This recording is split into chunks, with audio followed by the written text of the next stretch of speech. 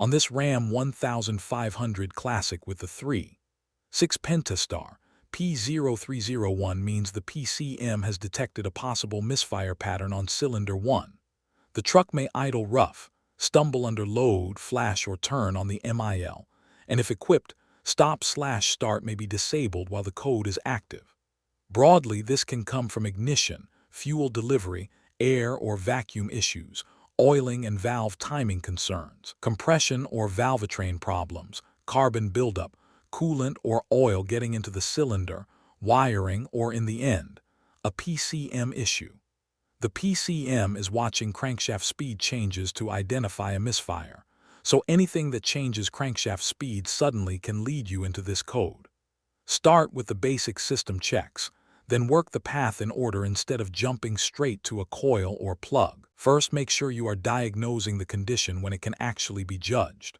The monitor runs when the fuel level is above 12%, battery voltage is above 10.9 volts, ambient temperature is above -23 degrees C, -9.4 degrees F, coolant temperature at engine start is above -7 degrees C, 19.4 degrees F, or if the start temperature is below threshold, when engine temperature reaches 21 degrees C, 69.8 degrees F. Engine speed is between approximately 400 RPM and 6,200 RPM, and the monitor is not active during a decel fuel shutoff event. Turn the ignition on, record the codes and captured conditions, then operate the vehicle under those captured conditions. Watch when the misfire shows up. Monitor the downstream oxygen sensor behavior while it is happening, and use the misfire monitor to confirm cylinder 1 is the cylinder showing excessive misfires right now. A downstream oxygen sensor that stays low can point you toward a lean condition, like lack of fuel. A reading that stays high can point toward a rich condition, like lack of spark or a leaking injector. Also remember, during a severe misfire, the PCM can disable the injector for the affected cylinder to protect the catalyst. So a misfire that started under high speed or heavy load may look like it keeps happening at idle until that control strategy resets. If the cylinder 1 misfire is not active during this check, treat it as an intermittent condition instead of forcing the rest of the path. Next, look at the other recorded codes and any known bulletins. If there are active or pending faults in the fuel system, ignition components, air handling, or VVT system, handle the applicable diagnostic path first because those can explain the cylinder 1 misfire. If nothing points you there, continue with a careful inspection. Check for belt wear, pulley misalignment or binding, sensor mounting problems, poor connector or terminal fit at the major engine sensors, throttle body, injector, coil, and PCM power and ground circuits.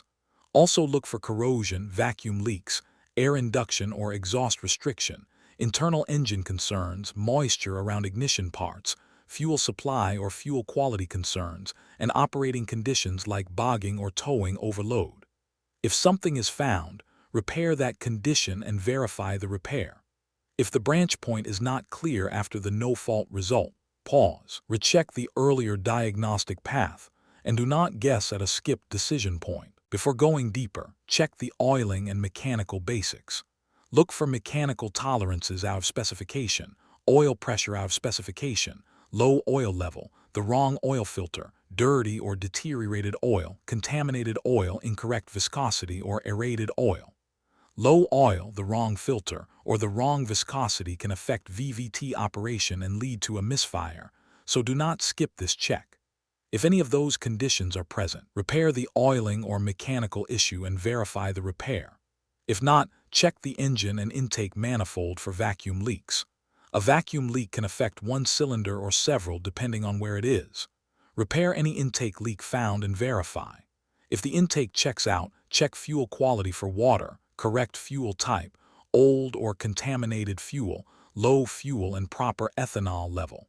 If the fuel is the problem, replace the fuel and if needed, flush and clean the fuel system, then verify. Now compare injector delivery on the misfiring cylinder against known good cylinders. Before opening the fuel system, release fuel pressure. This system can stay under pressure even with the engine off, and mishandling it can cause serious or fatal injury. Install fuel pressure decay tester 8978A at the fuel rail. Turn the ignition on, let pressure reach maximum and stabilize, then record that as the starting pressure. You may need to cycle the ignition off and on a couple of times to get maximum rail pressure. With the scan tool, actuate the cylinder 1 injector while watching the gauge, then record the ending pressure. Repeat the same process on several cylinders that are not misfiring, always starting each injector actuation from the same starting pressure. After each injector actuation, start the engine to clear fuel from the cylinder. Skipping that can cause engine damage. The ending pressures should be about the same across the tested injectors. If cylinder 1 has a much smaller pressure drop, check for debris in the rail or injector and repair as needed. If the drop is much larger, suspect a faulty or fouled injector as the issue, then verify the repair. If the injector comparison is about the same, move on to spark. Shut the ignition off, remove the fuel pressure decay tester and reconnect the fuel lines before continuing. Remove the ignition coil from cylinder 1, reconnect the coil harness connector, disconnect the cylinder 1 injector connector, install a spark tester on the coil, and crank the engine while watching the tester. You are looking for a crisp blue spark. A coil or plug fault can show up at idle, but it can also only show up under heavy load, and one bad coil or plug will usually act like a single-cylinder misfire. If the spark is not crisp and blue, go to the ignition coil circuit checks. If spark is good, shut the ignition off and inspect the spark plug and cylinder.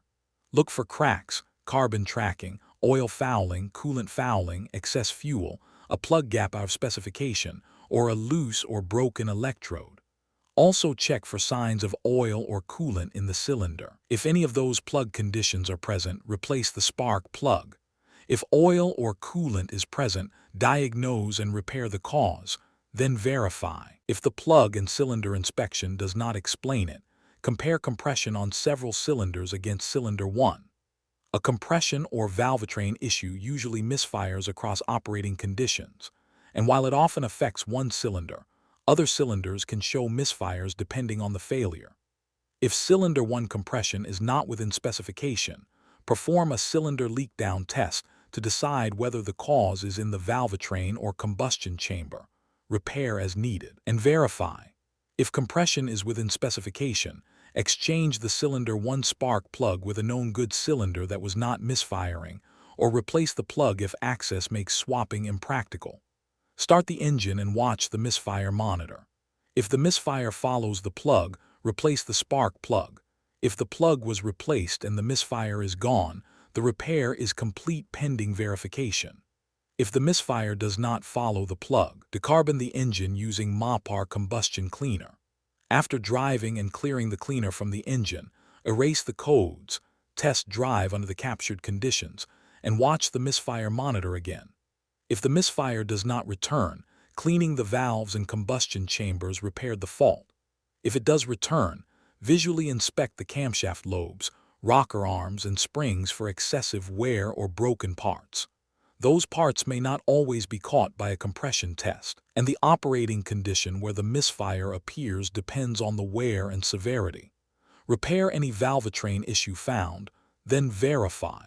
If no valvetrain issue is found, move to connector and harness checks later in the path. If the spark test failed, check the coil feed first.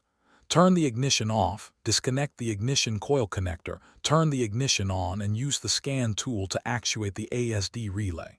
With a 12-volt test light connected to ground, probe the ASD relay F344 output circuit at the ignition coil connector. The light should illuminate brightly.